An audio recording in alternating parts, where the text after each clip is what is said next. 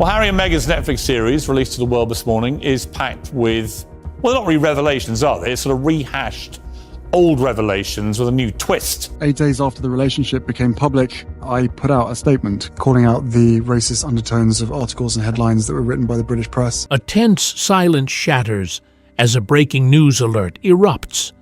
Tom Bower has just detonated a fresh revelation that tears straight into Meghan Markle's carefully built image. I don't see how the Queen, who was described by Harry as vicious in his book, by Harry in the Apple interviews, can forgive him.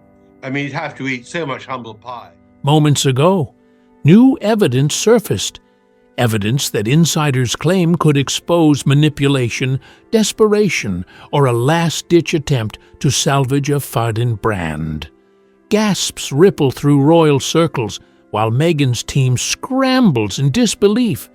But what hidden detail pushed Bower to strike now, and how devastating could the fallout become? The truth is far more explosive than anyone expects, the brand that wouldn't bow. From the very beginning, small details hinted that something beneath Meghan Markle's public image did not sit comfortably with tradition. Tom Bower revealed that even her name became a quiet battlefield. She reportedly disliked the royal family surname Mountbatten-Windsor and made it clear during her first lifestyle project, Meghan Forever, that she preferred to be known simply as Sussex, not Markle. To some, it sounded modern. To others, it sounded calculated. She insisted they had never truly had a family name, despite records showing otherwise, and often moved ahead with personal projects without informing palace officials, a pattern that would repeat itself.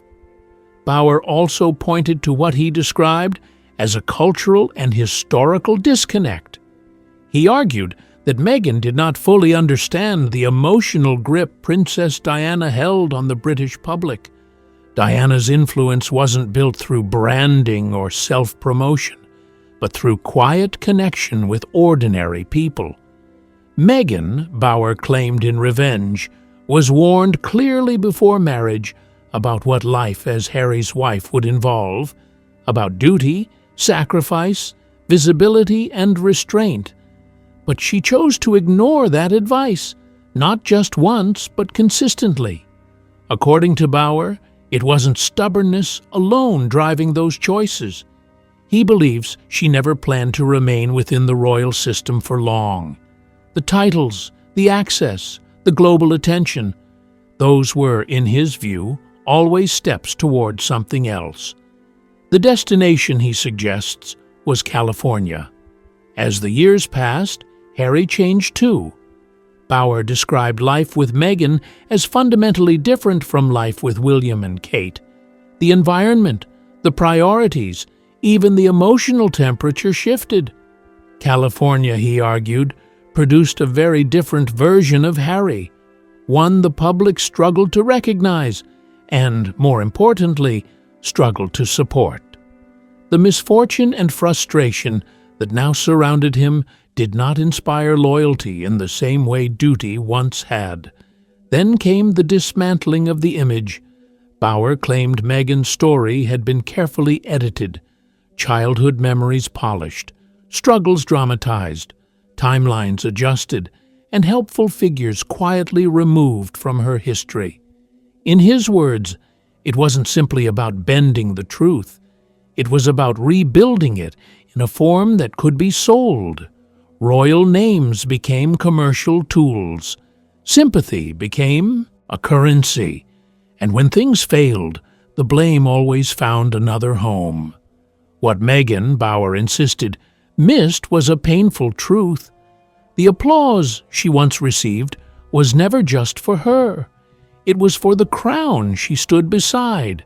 And now, with the performances no longer convincing and the evidence piling up, Bower warned that this is not a temporary stumble, but a collapse in progress. The brand, the story, the illusion, unraveling in real time as uncomfortable truths begin pressing to the surface, one revelation at a time, with consequences that may only just be beginning to unfold.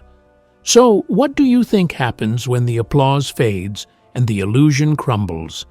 Can Meghan's carefully crafted story survive? Stay with us. Receipts, warnings, and the moment. It all slipped by the time Meghan Markle walked down the aisle. Tom Bauer says the warnings had already piled up behind her. In researching his new book, he discovered she was repeatedly told what life beside Prince Harry would truly demand: discipline, restraint, silence when provoked, loyalty when tested. According to Bauer, those warnings were not gentle suggestions. They were blunt and unavoidable. Yet he insists she dismissed them for two reasons. She believed the rules would never apply to her, and she believed she could reshape the system through force of will alone. This is where Bauer's voice becomes impossible to ignore. He is not a television pundit selling opinions. He is the biographer whose name makes powerful people uneasy. For decades, his work on prime ministers, moguls, and royalty has had one common effect. It shatters carefully built public images. He does not chase drama. He hunts paper trails. And there is one detail that speaks louder than any accusation. Meghan and Harry have never sued him, not once. For a couple known to challenge headlines, jokes, tweets, and satire, their silence toward Bauer is striking. The reason, his supporters say, is simple. He does not publish until he can prove every line. Witnesses, documents, dates, messages, people long written out of the story. Bauer also paints a portrait of ambition not as evil, but as dangerous when left unchecked. He said Meghan did not want a modest life. She wanted influence, wealth, and visibility, and she understood that the right marriage could deliver all three. In his view, Prince Harry was not just a husband, but a gateway to a higher stage. Determination, he suggests, drove every key decision, not romance alone. But when the spotlight began to fade and the contracts dried up, the cracks widened. Bauer argues that Meghan's struggles today are not just emotional, but financial and professional.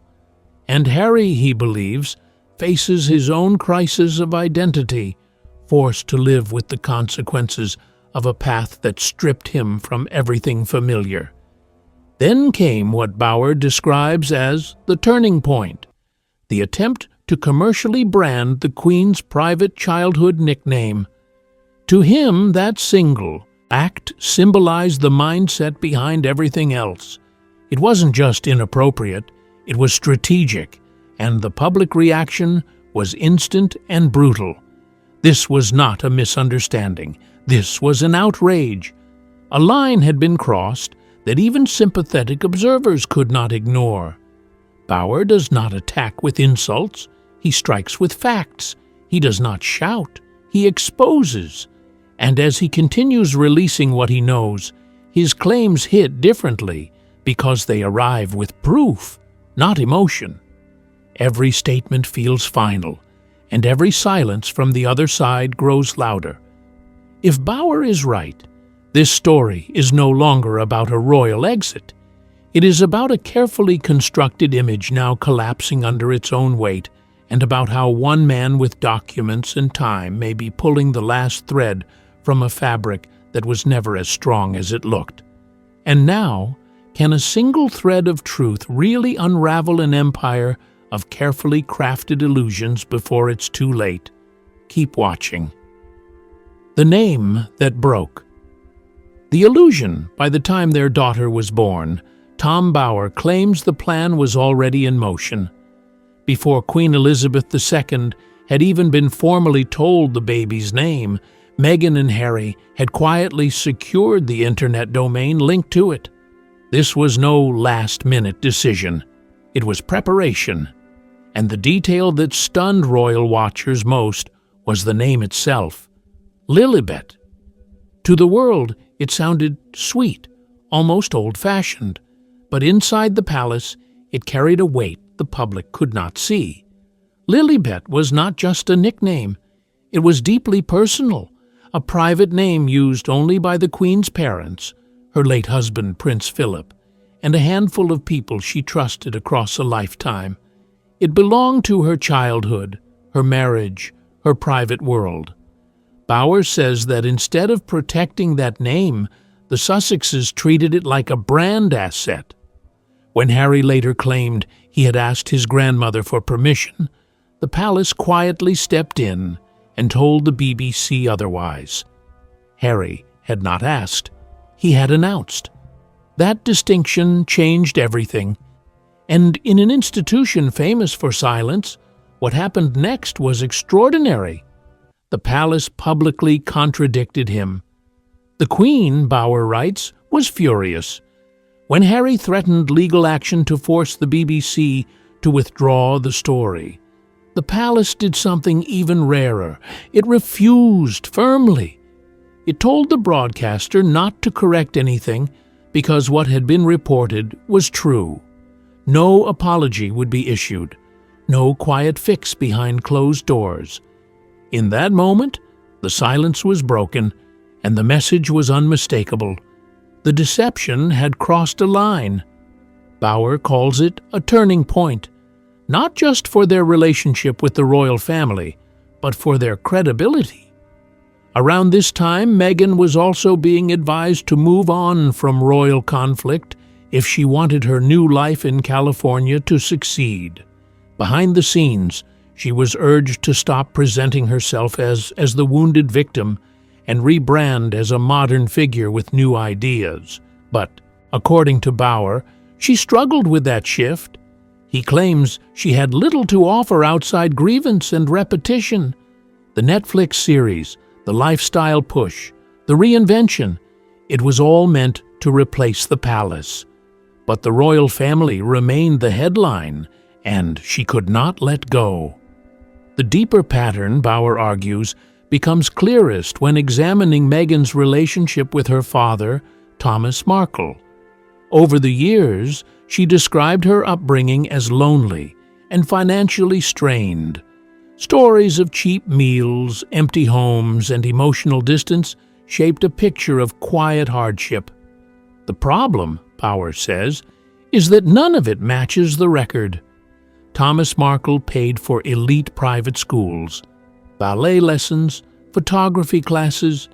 He drove her to auditions, supported her ambitions, bought her car, and covered her university education. He gave her the tools, the opportunities, and the safety net many families could not. Yet in her public version, he slowly faded from the picture, replaced by a narrative of abandonment. To Bower, this wasn't memory blurring with time. It was history being edited. And as each new detail surfaces, what remains is not just a family feud or a royal exit, but a portrait of ambition at war with truth. One moment building toward another, the distance between story and reality continuing to widen as the pressure behind the image grows. So, how did carefully crafted royal narratives unravel into a public spectacle of betrayal, ambition, and deception, and who truly controlled the story behind the scenes? Stay glued when the story started fighting back. As the distance between Meghan Markle and her family grew wider, her father's voice began to surface in quiet interviews from California. He insisted he had done nothing wrong. He said he loved his daughter, that he had always supported her, and that there was no excuse for the way she had cut him out of her life. He spoke not only of his own hurt, but of his disbelief at the way she now treated the royal family as well. He claimed he could have taken legal action, but he didn't want war. What he wanted, he said, was honesty, and what he felt was missing was not love, but truth. Then Tom Bower uncovered something that struck at the very heart of Meghan's carefully built identity. One of the most famous stories she had told about herself, the Procter & Gamble soap commercial that supposedly made her a child activist, did not hold up under scrutiny. There was no letter, no reply, no proof the company ever responded the way she described. Even her father admitted he had never mailed such a letter. To Bauer, this wasn't a small detail. This was the foundation of her public story cracking in plain sight. He argued that the moment her real upbringing stopped fitting the image she wanted, her father stopped being useful. Slowly, the stories changed. The caring parent became an obstacle. The supported child became a lone survivor. And the past, he says, was quietly rewritten to match a brand, not a memory. The facts, however, refused to disappear. Meghan's education told its own story. She attended elite schools. She went on to Northwestern University, one of America's most respected institutions, supported by a background far removed from struggle. Bauer's conclusion was blunt. Her childhood was not one of poverty, but of opportunity.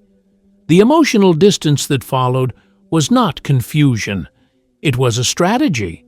He believes the turning point came with the Oprah interview. The stage was flawless. The lighting, the tears, the pauses. It was meant to recast Harry and Meghan as victims. But instead, Bauer says it did something else entirely. It invited scrutiny. And when the facts were checked, the illusion began to fall apart. He counts 17 statements in that interview that simply did not hold up. One stood out above all others: the claim that Meghan and Harry were married in secret 3 days before their royal ceremony.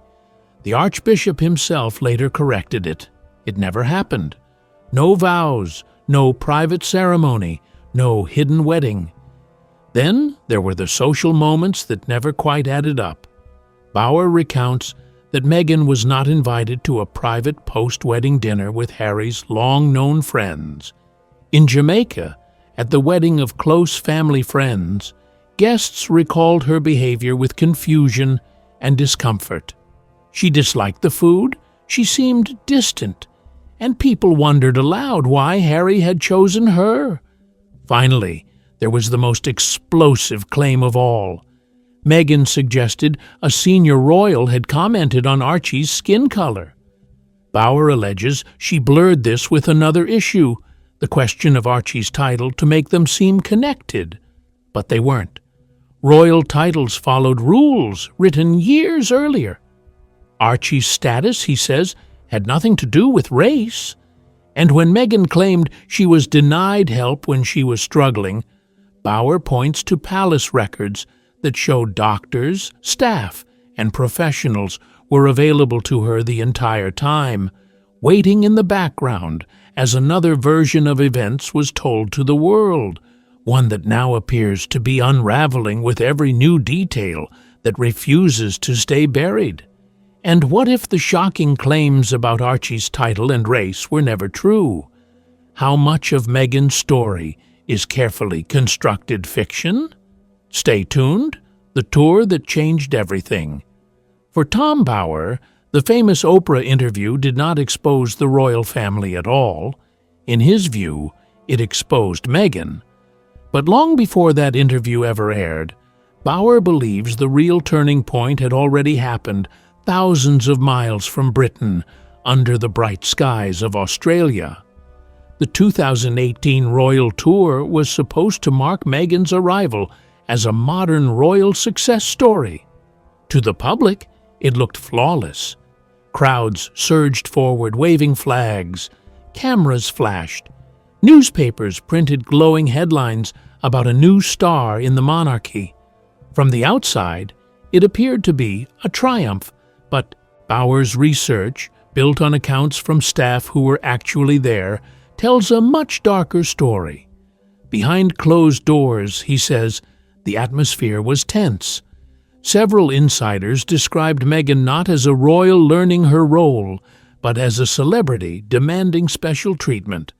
According to staff, she grew impatient, snapped without warning, and demanded sudden changes to schedules and arrangements.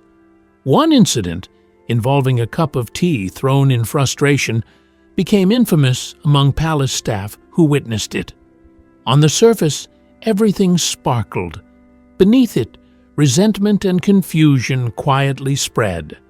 Bauer argues that the deeper issue was not bad manners, but belief.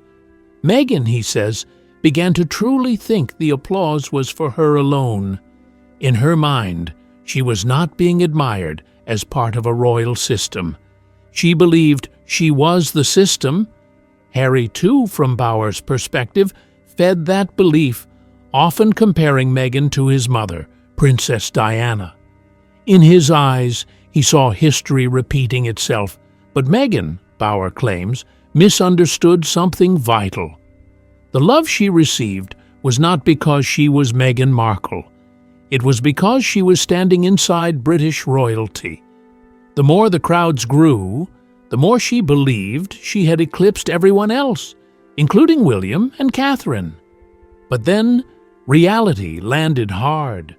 No matter how loud the cheers, she would always rank below them in the royal order, not because of malice, not because of vice, but because of centuries of hierarchy she never truly accepted.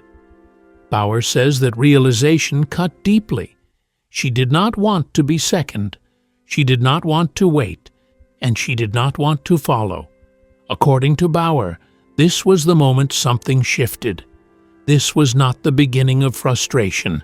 It was the beginning of strategy. Long before Netflix deals, long before Oprah, long before emotional interviews and carefully chosen words, Meghan realized royal life would never revolve around her. And once she understood that, the idea of leaving was no longer a fantasy. It became a plan. Then comes what Bauer describes as one of the most disturbing revelations of all. As the world mourned Queen Elizabeth II, cameras captured Harry and Meghan walking beside William and Catherine outside Windsor Castle.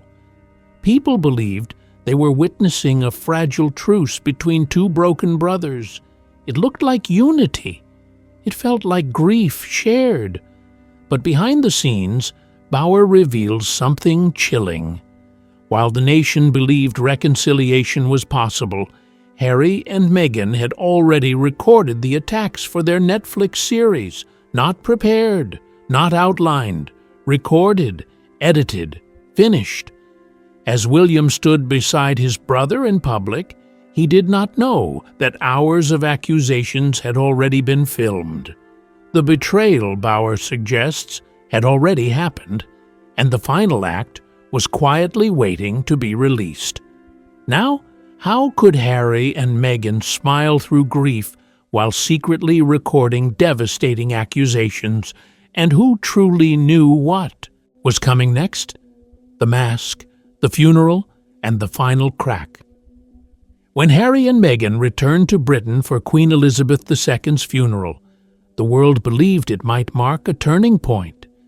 Cameras captured a solemn walk outside Windsor Castle as they greeted mourners alongside Charles, William, and Catherine. There was quiet talk of healing, of bridges slowly being rebuilt. But Tom Bauer says that scene was not what it appeared to be. According to his research, while the public watched for signs of peace, something very different had already happened behind closed doors. Long before they arrived, the Netflix series was finished. The recordings were done. The edits were locked. The allegations were already prepared. Bauer describes it as calculated. While Harry shook hands and accepted condolences, his own recorded voice was, at the same time, accusing his father of lying and portraying his brother as furious and aggressive. And William, Bauer stresses, did not know. He stood beside his brother believing this was grief shared, not grief staged. To Bauer, the contradiction is impossible to ignore. Reconciliation on the pavement, attack in the edit room. He claims this pattern had appeared before. At Prince Philip's funeral, Bauer says, Harry had also given the impression that family ties remained strong, while privately continuing plans to release damaging claims. But the Queen's funeral crossed a different line. This was not a private family moment. This was a nation in mourning. And in Bauer's view, using that moment while secretly preparing accusations was not confusion or pain. It was a duplicity. Bauer believes Meghan's role in all of this went deeper than the public realized. He describes a long pattern of reinvention, a constant reshaping of identity through image, language, and symbolism. In his account, Meghan did not merely admire Princess Diana. She worked to reflect her. The clothes, the jewelry, the expressions, even the emotional framing of her story followed the same shape. Not as inspiration, Bauer argues, but as imitation. He claims Meghan came to see herself as Diana's successor, not just in Harry's life, but in history. And that belief reached further than clothing or gestures. Bauer says Meghan and Harry even approached Diana's brother, Charles Spencer, with a request that stunned those who heard it. They wanted to use Spencer as their family surname, not quietly, not symbolically, publicly. They did not want Mountbatten Windsor. They wanted Diana's name. Charles Spencer refused firmly, immediately. To Bauer, that refusal spoke volumes. It was not about tradition, it was about protection. The Spencer family, he suggests, did not want their name tied to scandals they feared were coming. As years passed, public devotion did not grow, it fractured. Meghan's efforts to remain visible intensified. When she called U.S. senators about maternity leave, she introduced herself as the Duchess of Sussex. But Bauer argues the royal card no longer worked. Hollywood insiders began pulling back. Studios paused. Producers hesitated. Longtime allies quietly disappeared. Then came the headlines: Vanity Fair, The Cut, The Hollywood Reporter. Outlets that once echoed her words without question began printing doubt. Spotify ended its deal with a blunt statement.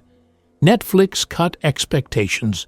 Public support plummeted in the U.S., collapsed in the U.K., and even Australia, once seen as a triumph, turned cold. Bauer rejects claims of conspiracy.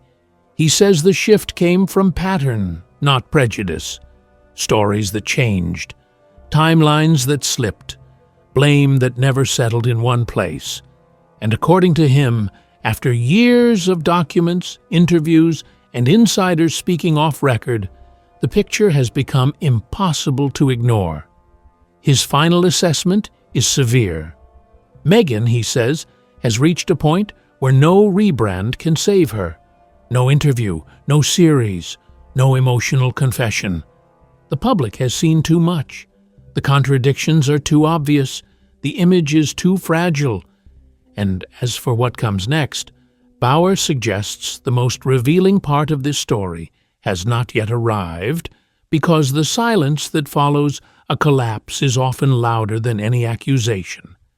So, what do you think really collapsed first? The royal bond, the image, or the truth itself? And who knew it before the curtain finally tore? We'd like to hear your thoughts in the comments. Don't forget to like, share, and subscribe.